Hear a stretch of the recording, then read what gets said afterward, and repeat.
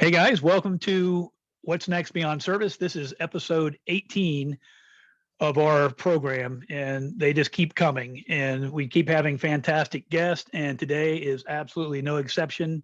Number 18 is called Cultural Couture, and we have Brittinay Lenhart with us today. Brittinay served in the Air Force. She did, if you saw my program for this, she's done a lot of incredible and high-speed things in the Air Force. She's got a very dynamic background. She also has a BA in organizational management from the University of Arizona, a master's in organizational leadership from the University of Arizona. She has a number of credentials to include a green belt in Six Sigma, resiliency, if you can say it correctly, building leadership program. I know some of the folks involved in that, and that's actually a really good thing. It's cutting edge, and a lot of the DoD, Army, Marine Corps, Air Force, all those folks are bringing that into their program. So that's a meaningful program. And then she also is a certified project director. So I think it's important because of what we're going to talk about to understand her background in the Air Force, her education, her credentials on top of that education, and then what she's doing now as the founder and lead consultant of Work Culture Consultant. So there's a lot to talk about. But before we do, I want to welcome Brittinay aboard. Brittinay, thanks for your time today. Thank you so much for having me on. We've been following each other on LinkedIn for a hot minute, and I'm honored that you had me on. But I'm happy to talk for transitioning military because I know there's a lot to it, and I just am happy to give my 2 cents and hope I help somebody. Absolutely, I'm sure you will. And again, I appreciate your time. And I usually have blue in the background. Blue's my favorite color. I just decided, hey, that's I'm going to do blue. Last week I had an open mic, and it was Veterans Day, so I did red and blue. But today, since it's Brittinay, it's green because I think Brittinay kind of likes green. So, in fact, Jim, one of our guests here, he's turned his backlights to green too. So we're supporting Brittinay here. Thank you. Cool. All right. Well, like we chatted about, I'm going to just go ahead and just dive right into your time in service in the Air Force. And you did a lot of things. You were an instructor. You did security for OIF.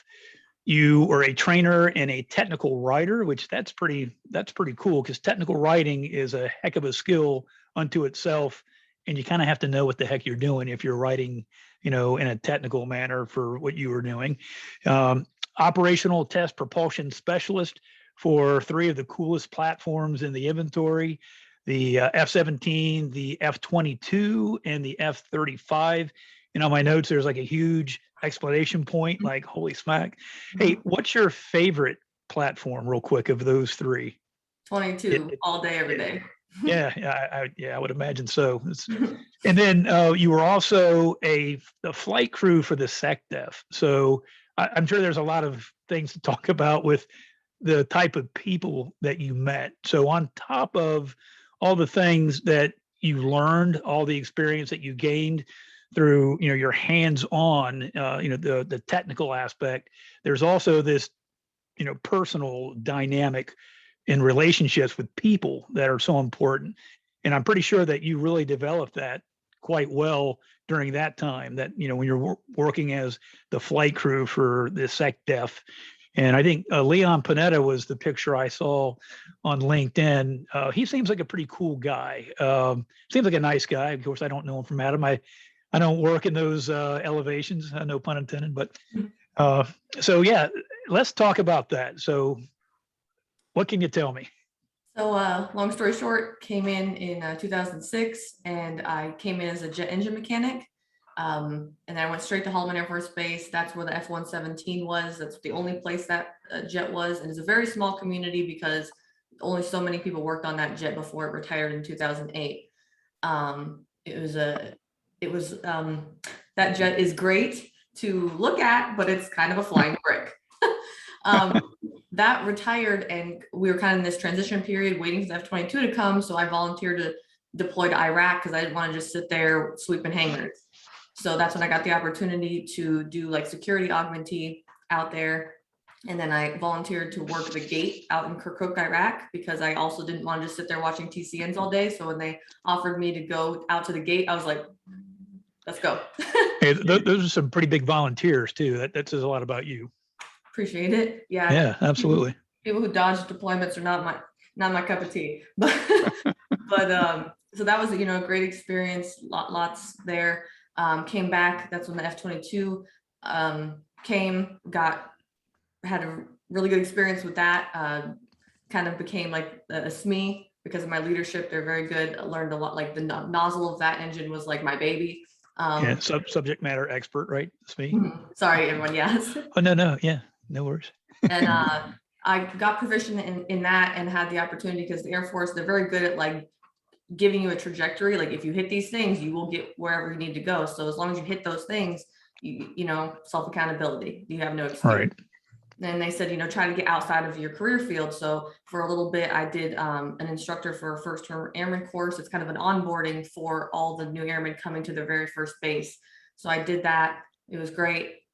Came back to 22, went and deployed the F-22 to Kadena, Okinawa, and had a really good deployment out there, for some stuff. And it was great. Yeah, real quick, that I know I'm interrupting, but No. my first tour as Marine, as a second lieutenant, who didn't know a whole lot, was in Okinawa, 9th Marine Regiment at Camp Hansen. So that's, it's north of Kadena. I would come back into civilization when I could, down south, played golf a couple of times, but a lot of what I did was I got advanced open water for scuba. Yes. And I PT'd and I scubaed, drank a little bit of beer, but those all kind of go together. There's an order to that as well, but exactly. I loved Okinawa so much. And yeah, I did too. I know a lot of people, rag on us because they're like, oh, you deployed there. And it's just like, I've been to the desert, so I don't want to hear it, one. But two, when you pick up an entire squadron for jets to do we were doing some actual stuff over there in the Pacific. That's what that means for the Air Force. It's usually called a TSP, and I don't even remember what that means anymore. But did that. That was really cool. Did that for 6 months. Went to Guam for like that last month. And I also got scuba certified out in Kadena, so nice. Love that. Came back and I was at Holloman for a long time, and I'm like, I came into the Air Force to travel. That was one of the big things. And I'm from Arizona. I got stationed in New Mexico. Yeah, imagine that, right? Thanks, Air Force. But I still got to travel. I can't talk crap, but I was like, I want to go somewhere else. Yeah, Brittany, again, real quick, that happened with me. My first tour was Okinawa, and then they put me in Virginia. I'm from Virginia. I'm from Virginia Beach. They put me in Norfolk, which is right next to Virginia Beach, which I didn't complain because it's kind of cool to go back home as a Marine, right? But yeah, it is funny. Kind of the same thing. I'm going to go, not so much, but yeah. And then I come right back home. And then so obviously y'all know California, Arizona, New Mexico. My next, I got an equal plus job, which means it's like kind of like a special duty. I put in for the F35, being one of the first engine mechanics for operational test at Edwards Air Force Base, which is where everyone does the testing for these aircraft before they kind of go operational. So I got that job and then went to California, which is just on the other side of Arizona, which it is what it is. But it was actually a darker place in my career. But that's what's going to happen. Sometimes, you're going to get these real big learning lessons in your career. But still, I had got some good friends out of that place and a good experience. Stayed there a year, did that. That's where the technical writing thing happened, because we were helping, write TOs, technical, how people, do their job for that aircraft and stuff. So that was cool. But I wanted to be a flight attendant really bad. And people don't realize that is a job in the Air Force. Yes, absolutely. And I tell people flight crew a lot at first because people judge as soon as they hear, flight attendant, like a ho-ho waitress. What is this? And they can say that all they want to, but coming from aircraft maintenance and then going to that job, I can actually say it was very physically demanding, because that was special duty as well. But it's like full-time the rest of your career after that. You have to put in a big package. You have to go to DC and get handpicked. They don't just have anyone do that job. No, And I'm not trying absolutely. to toot my own horn. It's just a reality. You have to be at a certain level of professionalism. And I know you guys see one side of me, but I can flip that switch very quick if I need to, which is helps. You've got that bandwidth that I talked about in my advertisement for the for the program. The switch for sure, because I have to deal with CEOs and stuff, and there's levels to that as well. So it's actually benefited me, all the stuff I learned in the Air Force. And Brittany, I think this is so important about you and about anybody, but in particular, since we're chatting with you, is that is significant, because think about the clientele, if you will. It's the sec def and folks that are on that level, and sometimes maybe even folks a little bit above that level. Who knows? But yeah, you don't just roll the dice and hope that the guy or gal that comes into the program is gonna work, right? You want to interview these people. You want to look at their backgrounds. So there's absolutely a scrutiny that goes into who you bring into a program like that. So I think that speaks volume about you in and of itself, aside from your really cool background. So that's a big deal. Thank you. The Air Force gave me a lot of opportunities, and I love it so much for that. And, it gives you the opportunities, but if you don't take them, that's on you, And so That's right. A lot of people are like, oh, you only did 8 years. How the hell? Usually they think I'm like lying, like stolen valor. It's like, no, you just need to take those opportunities when you can.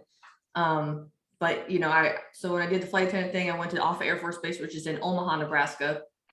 Oh, that's not a nice place. It's okay. It's just, Yeah. I'm from the Southwest, Sure. Flat is not my go-to, but And snow. it's gross. So it was an amazing experience. So I did so many trips. I went to 25 plus countries within a few years. So it was very hard work, very demanding. When you have to cook, what people don't realize, we're on the 747, cook for 90 people. Cook for them. Like, we went to culinary school and everything to learn, because we don't just get it's not like a Southwest or whatever where they give you little hot trays. No, we're cooking from scratch from 90 people in a galley that's like tiny. Wow. A shout out to my flight attendant friends, because it is hard work. It is. I bet. It's a lot of. I didn't know that part of it. That's pretty wild. I love to cook, by the way, but that's kind of under pressure. It really is. And for these, people, we had a lot of press, CNN, Fox, whatever, because they're there. Oh, yeah. Record, so we're having to deal with those people. Don't leave it there. And you can throw them a ho-ho, right? Yeah. But the actual VPs, like the SecDef and his party itself, were great to work with. Then we had all of our crew and stuff, but there's a lot of just like parallels, because doing the flight attendant thing, there was a project management, because cooking for 90 people, doing these around the world missions. Maybe we're on a 12-day mission, and you have 16 igloos in which you need to make sure the food and everything that you are doing, the menu is correct, so that maybe you're not having a salad on the 12th day, because salad's not going to last. You have to think about all these things, and you have to it doesn't sound like a lot, but once you're in it, it's actually rather intense. And yeah, I mean, food.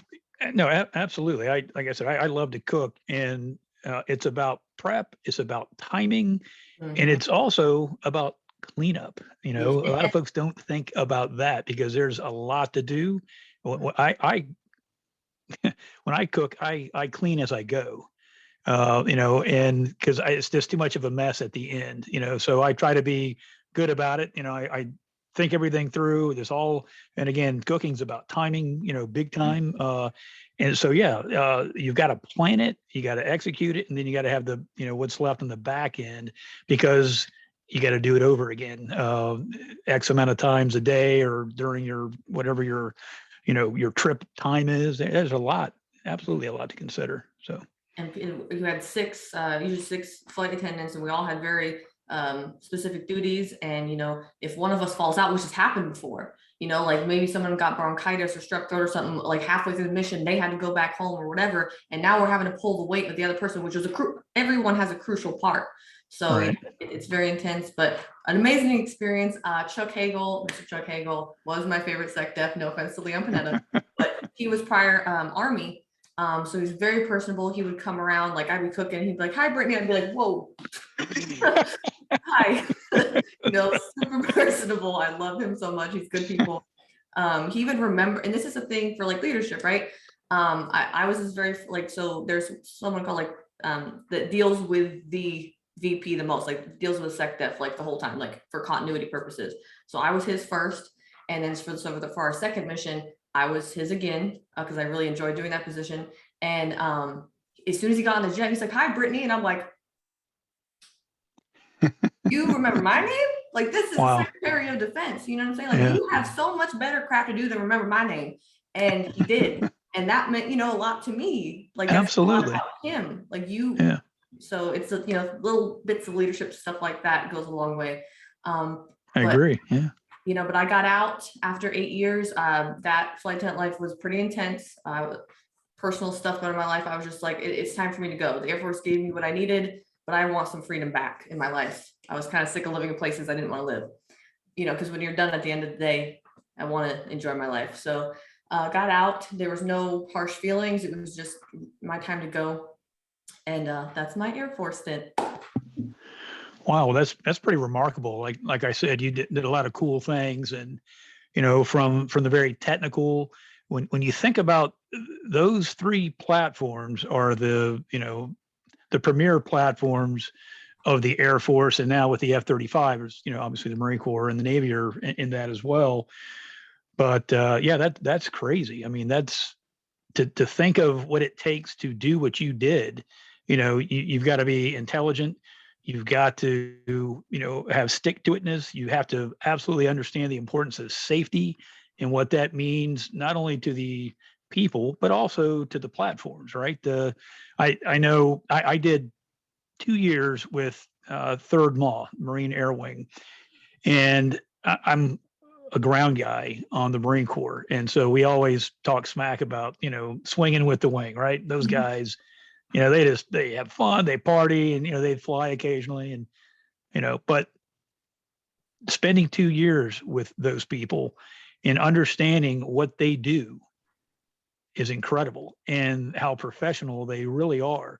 I mean, they may seem lean, kind of laid back in garrison, when you're on base or whatever, but when they're on mission, when they're doing what they're doing, you're not going to find any better professional people than folks that are around aircraft. And it goes from the pilot all the way down to the most junior person involved in touching, that aircraft. And if you can't find a tool, no, you're not flying, right? Because accountability, you've got to, all these things. And so that stuff becomes who you are.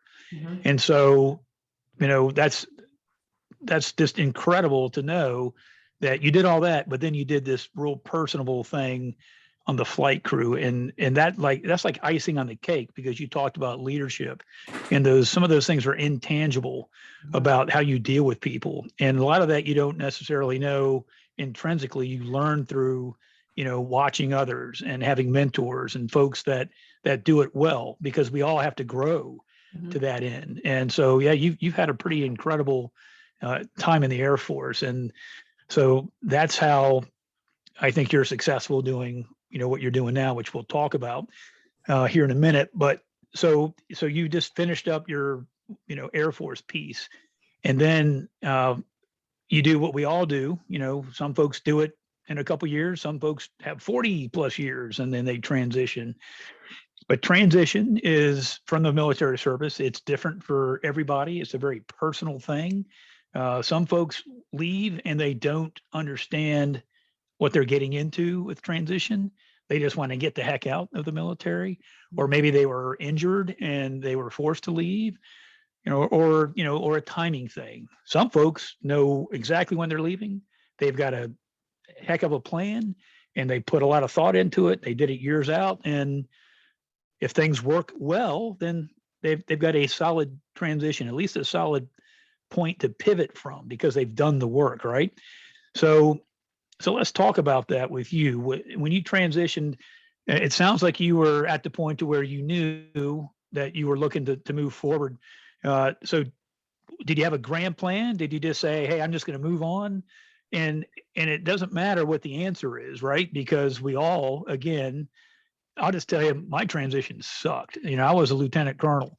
I wasn't planning on leaving, but timing wise and the job I was going to have to go through and the time away, and you know, I'm just not doing this anymore, and I could retire. But from saying that to you're leaving was, you know, like 60 plus days. So I had no Wow. planning at all. You know, I was out, and then you Yeah. figure it out. But so what was your story with that? Long story short, you know, I got out, I had just gone through a divorce. So I was just like, I want to be free. I just want to like go live life. And here's the funny part. I was like, I'm going to go down to the Florida Keys and I'm going to get my dive master. I don't care what I'm doing with my life. That's what I'm doing. Like, I just want to be on a beach. I want freedom, whatever. And that's okay too, because sometimes you need that time for discovery, right? You need that to kind of take that deep breath to kind of figure things out. And I meant to ask this earlier when you said that when you were in Okinawa that you know got into diving. My instructor, I think his name was Tim. You know, this is a while ago, but what I definitely remember is he was a surf bum, and he served in the Air Force when he was on Okinawa, and he liked it so much that he stayed there and you know became a dive instructor. So, do you recall who taught you? He was a C-130 pilot in the Marines. It's like the equivalent. I can't remember his name, but he was really good. Yeah, cool. Okay, sorry about that. So dive master in the Keys, or right, the Keys? Yeah, that was the plan. Sorry for the basket shaking in the background. No. But that was the plan. I even paid $600 like deposit down to like stay down there or whatever. And then all of a sudden, I got this opportunity to work a job back with Pratt Whitney as a contractor with them and in Phoenix. And I'm from Arizona. And I was like, you know what? And the son was just like, I'm gonna do that. My best friend's stationed out there at Luke Air Force Base. YOLO. It was like my transition was crazy. Like it was just like, I'm doing this or I'm moving to Phoenix. Like it was nuts. And I didn't have a plan. I didn't have a plan that was as set as some maybe should. But I knew I was going to be okay because I'm not trying to be egotistical, but I always make it happen. Like I'll be fine, but I just need some me time right now. But I got the opportunity and it was back with the F35s. I was going to be managing the engines out there. And I was like, that'll be that. And that's a good transition. Yeah, let's do this. It paid decent. I was like, cool. And so I did that. And this is for, you know, y'all transitioning. Please understand this now. There are prime contracts and then there are subcontracts. And it depends on, you guys need to learn what that is. And why I say that is because I actually started with Belkin Engineering as a subcontractor to Pratt Whitney. Pratt Whitney took me in right after, you know, like a year or two after that, and they picked me up as Pratt Whitney, which is the jet engine mechanics for the F22s and 35s. So sometimes when you're looking for these jobs in your transition, you don't have to go with a prime contract. You can go with a subcontractor, do well, and if they like you, they're going to pick you up. So I just want to say that for everyone out there, so understand that dynamic. Then that's what happened to me. And I was at Luke Air Force Base there, loved it. I think I was there for like 2 or 3 years, and then got an opportunity to go to Nellis Air Force Base here in Las Vegas. And that's when I made that move to come work 35s here. And long story short, that was great, but I wanted to make more money, frankly. And there wasn't a position for me. There was position for me. They wanted me to like FSR, field service rep, but at Edwards Air Force Base, never going back there. Thank you, but no. So it's in the middle of freaking nowhere. So no thanks. It is, absolutely. That's because they're testing all those UFO, I mean, all those aircraft, right? Right. And I was like, thanks, I gotta go. Maybe I'll come back someday because I do love Pratt & Whitney. It's a great company. But left there and went to a NASA contractor building expandable habitats for the ISS. Went to be a project manager for taking the thing that we were making, this expandable habitat, and shipping it all the way from Las Vegas to ULA out there, you know, where everything in Florida goes, wherever that's at. I can't Cape Canaveral or whatever. Yeah. Like, and getting something that huge across the United States is a huge deal. So that's what I originally got hired for, got into this other weird position. And that habitat goes to the International Space Station, right? That's the ISS, right? Mm-hmm. Yeah, cool. one of them's already up there. It's called the BEAM, BEAM. It's already up there right now. But that company is no longer. That company also was the one I always tell everyone about that was super toxic, and I left after 7 months. Wow. And that company is no longer, go figure. Yeah, imagine that, right? But it was still, as crappy as it was, learned a lot. And then it got me to where I am now with Work Culture Consulting, because I quit and I had 6 months. I think I had enough saved where I'm like, you know what, I'm just going to take some time to like figure out what I really want to do, because I'm not getting back in that crap again. I'm Right. not. So long story short, figured out after during my time, like, why is there not someone who goes in and fixes cultures? Like, was that a thing? I'm going to make it a thing. Boom, Work Culture Consultant. No one else had the domain or the whatever. So I picked it all up, made it a thing. I'm like, all my, degrees, talk a lot about organizational psychology. I love everything about, leadership and everything I learned from the Air Force, all the, lessons learned. And I was just like, there's got to be something. I want to do this. I want to go in and make an impact for people, because it's going to help the business too. I just want people to come into work because, like, it's most of our day. Why do we need to be miserable all damn day? We don't. You don't have to love it. You don't. And I'm not on that train. Like, you have to love work. No, just don't be freaking miserable and want to throw up on your way to work. Amen. Amen. I swear, yes. I mean, I'm just going to say it, right? I'm tired of, on LinkedIn, people are talking about, you gotta sacrifice for that dream job. Some, right? There's sacrifice in everything you do if it's worth it, right? There's always sacrifice involved, but not when it comes to other things that are important in life too, right? You have to kind of figure out, what do I want to do? What's important to me, and what am I willing to sacrifice? And, sometimes when you get out of the military, you just need a job, right? Because you've got bills to pay, if you're married and have young kids, whatever. And so finding that dream job is aspirational, but just like you said, you don't have to be in love with your job, because there are other things that you can be in love with, like a person or, your kids, friends, supporting others, volunteering. There's so much to enjoy out of life, and it doesn't have to be everything is your job, because one day there might be a divorce with that job. And then what do you do, right? If you put all your eggs in one basket. But so, yeah, you absolutely jumped right into, what the question I was going to ask was, why is culture important? You talked about, kind of how you survived a toxic environment and you learned so much from that, right? So, and by the way, the reason, kind of getting back to the beginning, when I was introducing you, I usually don't go and talk about the education people have. I just don't do that. I think folks can look that up themselves if they're interested. But because of what you do and your experience, I thought it was absolutely germane to the discussion that we're going to have, because a lot of folks think, well, okay, not everyone gets the whole culture thing, and it's huge. In the Marine Corps, culture is a big deal. From the time that you step onto the yellow footprints, or you go through officer candidate school, it's all about culture. It's all about the history of the Marine Corps, traditions, all these things about who you are and why it's important in leadership. And, that matters. Now, of course, you can have, well, see, now I'm soapboxing. let me back off a bit.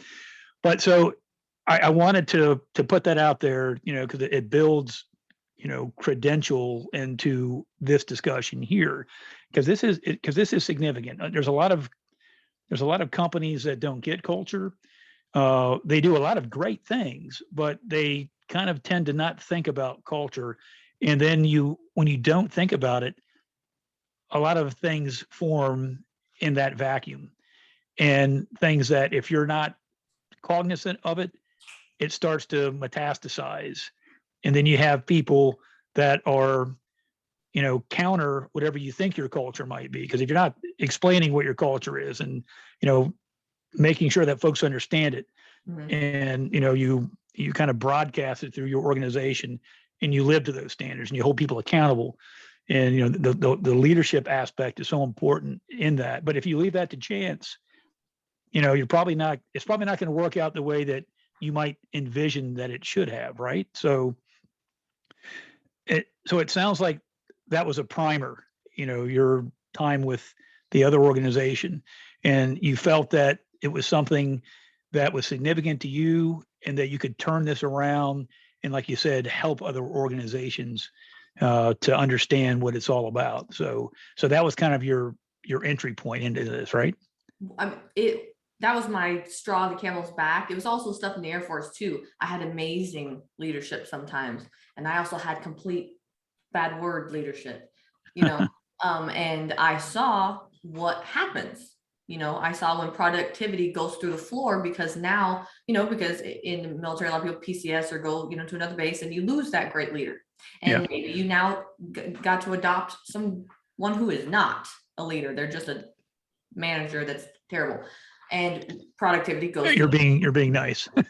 Yes. Go to my post for the spice. I saw the difference, when people love the leader that they're with, they want to work hard. They want to prove themselves. They just want that they're happier. I just see the huge difference. And I saw it all throughout the military. It's like I would have good, bad, good, bad. And then when I got out, I saw on the civilian side too. When I was at Pratt Whitney, I had some awesome bosses. Thankfully, as soon as I got out, I was like, oh, good, because I was worried I'd never see that again. But then right after that, I had that toxic CEO I worked for. And so I was just like, you know what?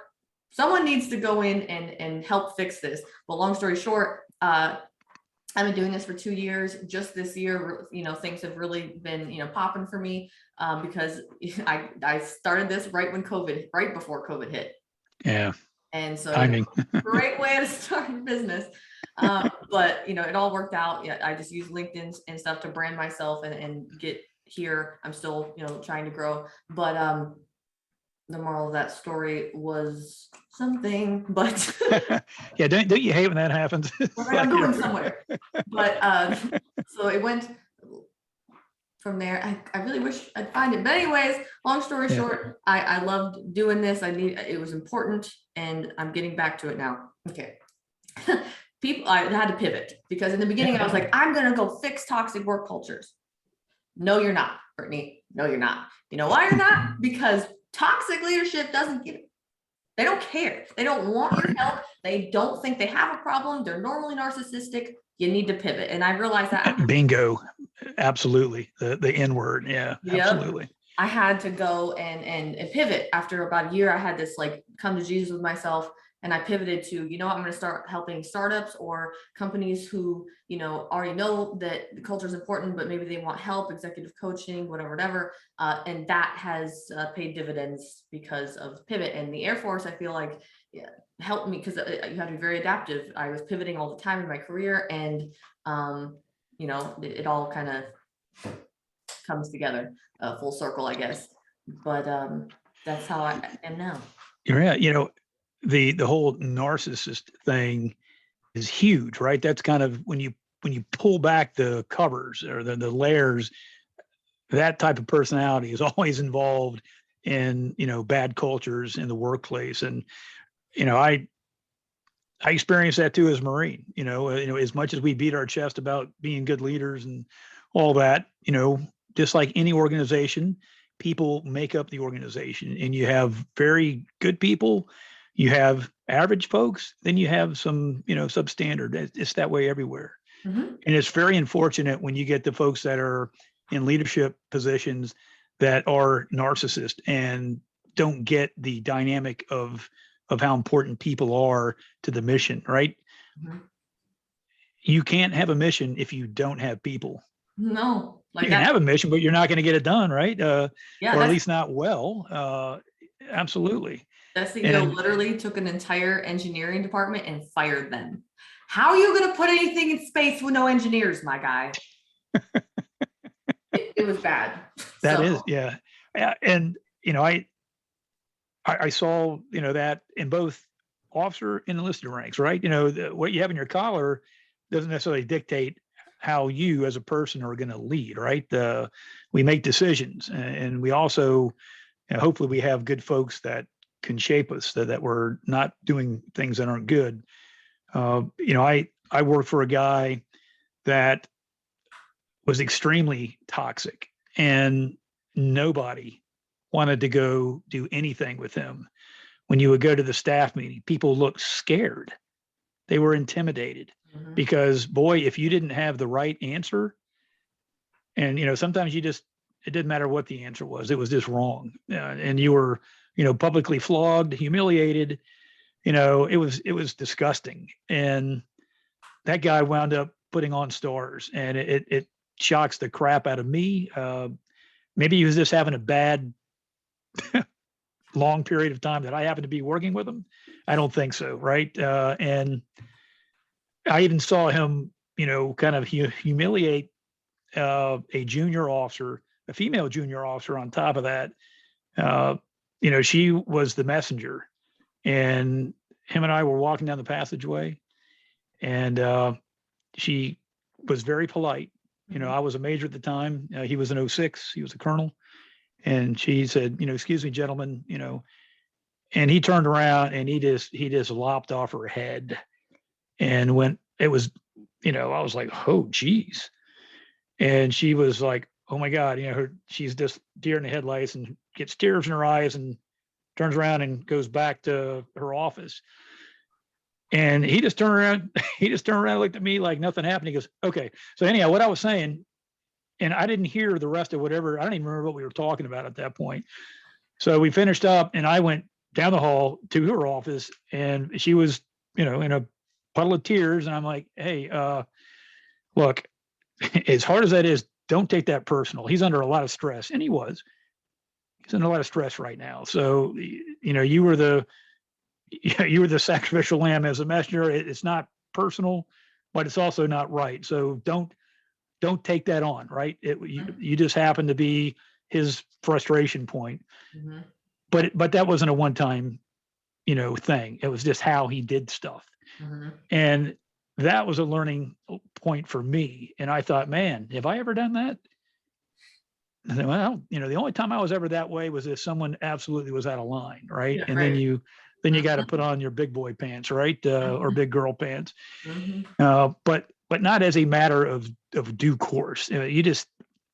That's not sustainable. It breaks people, and no one, then are you going to meet mission?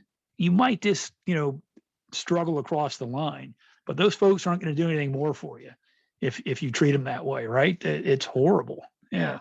I mean, thank you though for going to her, which says a lot about you, because there's a lot of people that just be like, huh, well, that sucks. But you actually went and, said something to her, which probably really, helped her throughout the rest of the day, how she looked at you, because there's a lot of people who just don't care enough, don't have empathy enough to go and be like, yo, that's not right. I mean, we're all dealing with it, but. All right. Well, Brittany, I didn't tell her everything I wanted to tell her, right? I didn't want to really lean into about him. I just told her it's not about you. And yes, and I'll admit, we were getting ready to go right back to Iraq. So, we'd finished, we had kicked in the door in Iraq. Everyone comes back, and then it's like, well, what we got to go where? I thought we were done. Well, not so much. We're going back. So, there was a lot to be able to turn tail and get things back. Right. So yeah. I mean, I'll give him that much, but again, it just wasn't a one-time thing. Right. And, so the only thing she really needed to know at that time was, hey, it's not about you.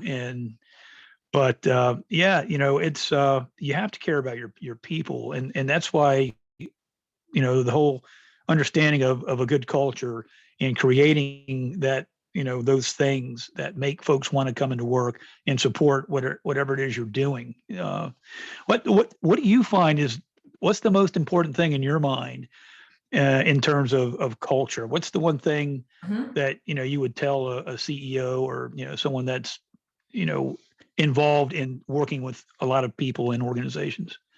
I mean, the biggest thing, and people try to argue with me, and it's one thing it probably makes people seem that I'm really abrasive, but I'm just dead set on this, and I know it is a fact.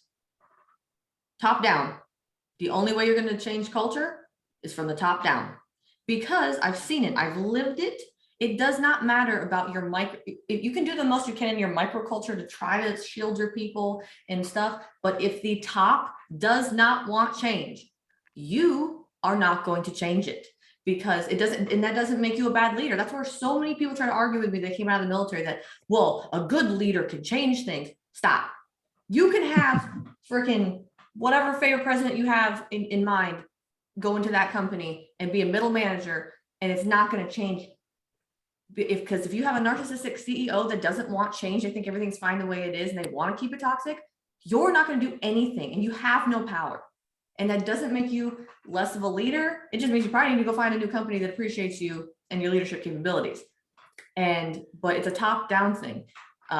See, a lot of the CEOs I work with, my clients, they're like already kind of awesome, and they just want to be better. They already understand the importance of people, but there's always room for improvement. And that's why I love my clients. They're already like great people. But I always try to just talk about emotional intelligence, because, when you're making these decisions for your company and your people, you just have to be empathetic and be emotionally intelligent enough when you're making these decisions. It's how you do things, how you're presenting said information. Maybe you have to deliver some bad news. Being very transparent, which is one of, my values, is key, because people don't want to be BS'd. Just give it to them like it is and try to be empathetic. Maybe, like I said, that bad news is coming down. Like, listen, I know this sucks, and we're going to get through this together. And it's how you deliver the turd. It's like in the military, polishing a turd. Like, how you're delivering it is the thing. A crap sandwich. Good news, bad news, good news. And there's just a way in which you can do things and convey things that is going to be a big deal, whether it's good, bad, or otherwise. And so again, it comes from the top. Yeah. And, two things that you said, emotional quotient and empathy. Those two things go hand in hand, right? And empathy comes from experiencing something, right? So if you have gone through something, then you have an understanding, because you've had your feet have been on that ground. And so you've walked that path, and having empathy with other folks and sharing that, that there's an experience exchange there, right? And if you have that, high emotional quotient, you'll see it when it's happening, and then you'll move in the right direction, and you'll say and do the right things because you've been there. Mm-hmm. And it isn't always that you've been there, but it's that you're at a point to where you can put yourself in that person's place and think, well, how would I respond if this was happening to me? Maybe I would have the same response that they're having, or maybe it would be worse. I don't know. Let me think about this. Right. So, and you've got to do that, because people are complex. Now, you can't go around and, burp everybody. Right. But that's not what it's about. No. It's about, there's accountability, obviously, but it's also about understanding your people, knowing who they are, what are they about? Just like the SecDef you worked with, that, he was interested in you, and, so he probably, wanted to know about you, and that's important. You need to know about folks that work for you, because you probably should care about those people, because they're working for you, and they're working to help you be a better person, a better organization. And if you don't get that, that's horrible. I partnered with, after the Marine Corps, I've done a number of things. And one of the guys that I wound up partnering with, extremely intelligent, very smart. But over time, it was like, wow, he's always the smartest guy in the room, and he's going to tell you. And he was very, very narcissistic, and he was also his humor. What's the word for that? He was very sarcastic. And if you didn't know the guy, boy, if you know him, you just kind of like, well, that's just him. But, I got tired of having to kind of do what I did before, go around and look, he's really, that's just his humor. Or, and especially when you're dealing with clients, that was the worst. It's like, stop. Don't do that here. We can do that in the car with me when we're heading back, but don't what. And he just couldn't help himself. And, so that was one of the reasons why I kind of left what I was doing with that venture, but and it wasn't all of that, but it was certainly part.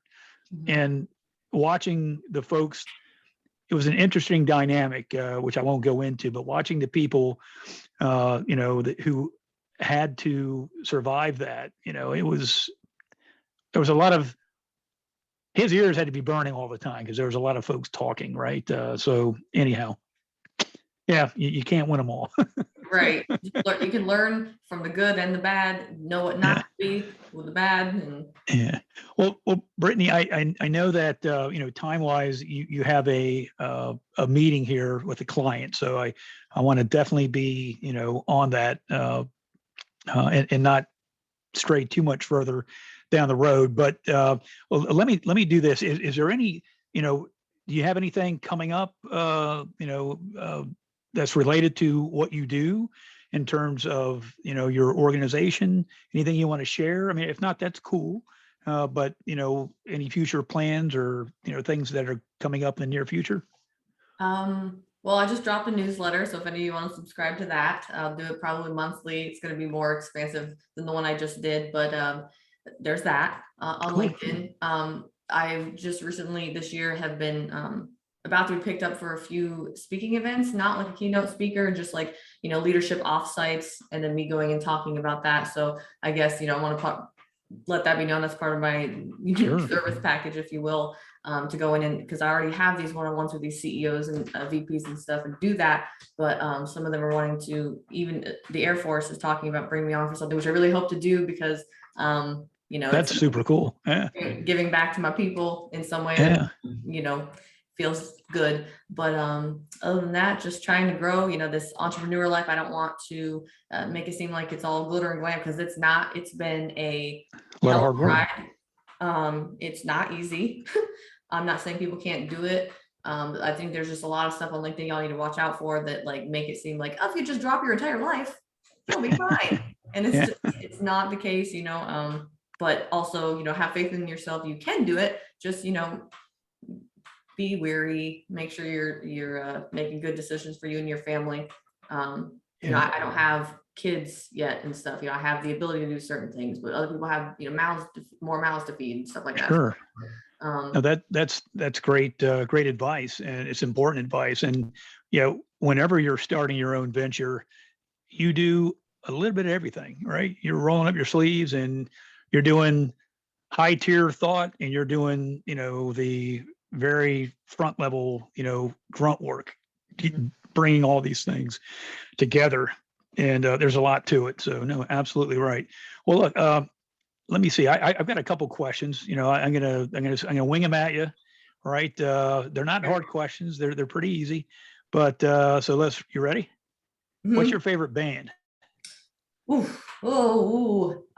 so eclectic. I have so many different genres I love. Oh God. What's your favorite genre? Let's start with that. Probably R&B is always my go-to.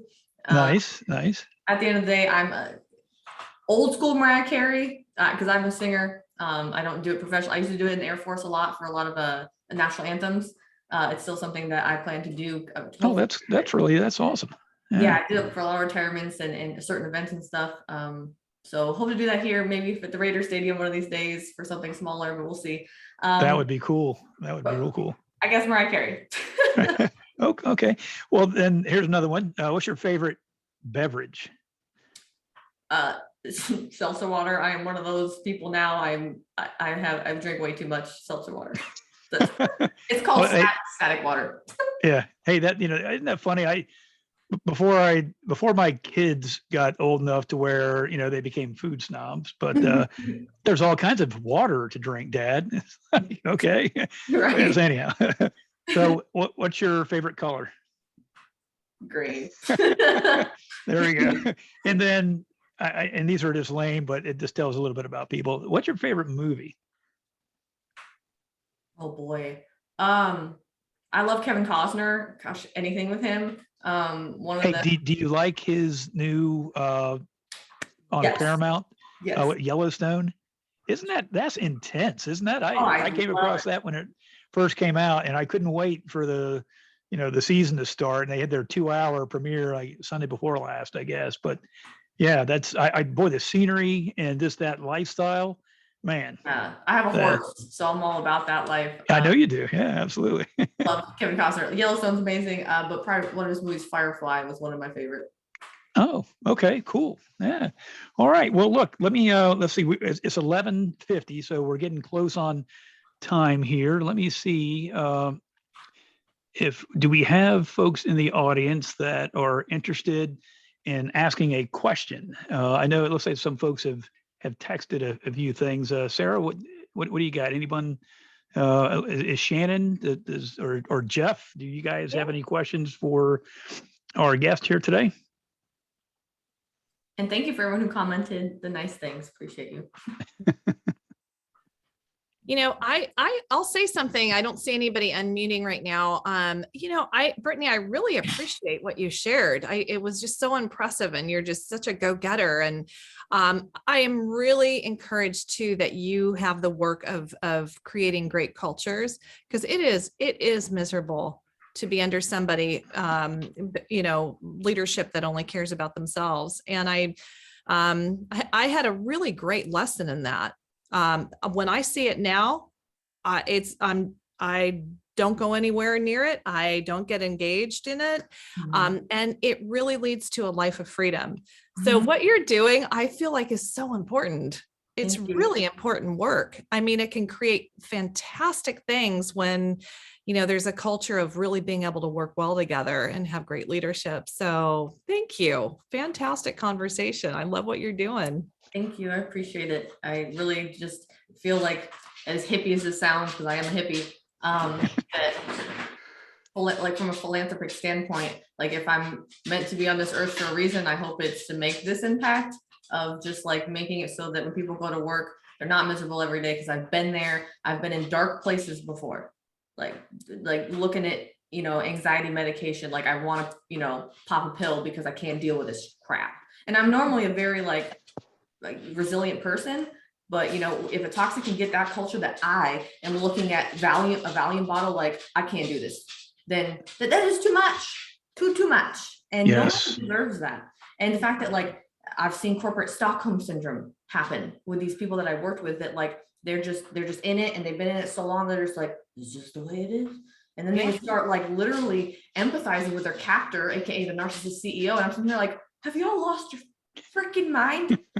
Like I've learned so much from those experiences, which is like, when I was in it, it was bad, but it's been really good for what I do now, because like everything happens for a reason. Yeah, it does. I'm a pep rally for you over here. I'm going to be your silent cheerleader in the corner. Good for you. Awesome. Appreciate it. Hey, yeah, Sarah, I think I saw Shannon had a question that popped up. Oh, yes. Love what you share on empowerment. Are you thinking of speaking with the youth? Ooh. I hope to one day go back home, my rural town of like 1,500 people, and speak there one day. Just like, because the Air Force is what got me out of that. Like it was tiny town. People either became meth heads or drunks, and like that was, mostly it. And I want to just show them like, you can do military. You can like, look at what happened for me. Like you can do more than just stay here. So I'd love to do that one day. But aside from that, I guess I haven't had the opportunity or really thought about it. Boy, you're a shining light. We got to figure that out. Because you are a heck of an example. Saying what you just said. I had a guest that was on the previous, not last week because it was open mic, but prior. He shared with us some stuff about his, teen years, and it was like, holy smokes, man! You look at you now, man. Look at the things that you dealt with and who you turned into. And he is. I mean, that's what he's doing now. He's giving back to the youth. He has a nonprofit where he's doing that. But yeah, that would be tremendous seeing you do that. I know you got a lot on your plate, but whenever you can find time, boy, that's a winner right there. Because who better? I appreciate it. I don't know if youth, what they'll think of me. I know just that and I guess I should say this, that, even for the military that considers bringing me on to speak for certain things or whatnot, I actually have been doing that pro bono, like as long as you fly me out there and, get me there, I will do that actual stuff for free. Like the speaking itself, like, because I want to give back to the military community. It's what made me, I've learned so much from it. So as long as you can fly me there and house me, like, we're good. Great idea. That's cool. And something that just came across my mind here, listening to you say that, if there's any information that you want me to post, when I, put this on LinkedIn, as I talked about, I'll, find a couple of good segments here to post on LinkedIn. If you have links, like, say for your newsletter or, your speaking stuff, if you think about how you want that to look, give it to me, and I'll put it in when I post on LinkedIn. And Sarah can also put it in the description part of the YouTube, once we post this full interview on YouTube, the kind of the description of what you're looking at, we can add that in there too. So that'll give you more, of a shout out for folks that know what you're doing, and then they can connect with you on those things that you're offering. So Thank you. Thank you so much for this entire opportunity. And I hope people take from it. And if anyone wants to reach out, I'll do my best. Like, my DMs are to replay. I will do better. But, if you go in my comments, I will get back to you. I'm a lot better about that. So if anyone has any questions, let me know. yeah, absolutely. And I'm glad to see Jeffrey Knight on here too. Jeff's a bud of mine, Team Jeff. Folks that know what Team Jeff stands for. It's it's kind of an inside thing, but it has to do with the organization that he's with, which is Angels 14. So I'm sure Jeff would have a lot to share. But since we're coming up on 11:56, Jeff, you got anything for us at all? Hey, Scott, I can't come up on video right now, but hey, fantastic. I love all the conversation. So just wanted to hop on there, and Brittany's doing great work, and Scott and Sarah, love you guys. Thank you. Awesome. Hey, we love you too, Love brother. you too, Jeff. Okay. Well, hey guys, I want to, be a man of my word and make sure we get Brittany out the door here in high fashion and on time. Brittany, thank you so much for your time and for sharing your story. You're doing very meaningful work. It matters. You're helping people to be more successful. And along the way, people are becoming better because of the work you're doing. And thank you for your time and service, and much continued success to you down the road. Thanks so much. We'll talk soon. Okay. Sounds good. Take care, Brittany. Bye.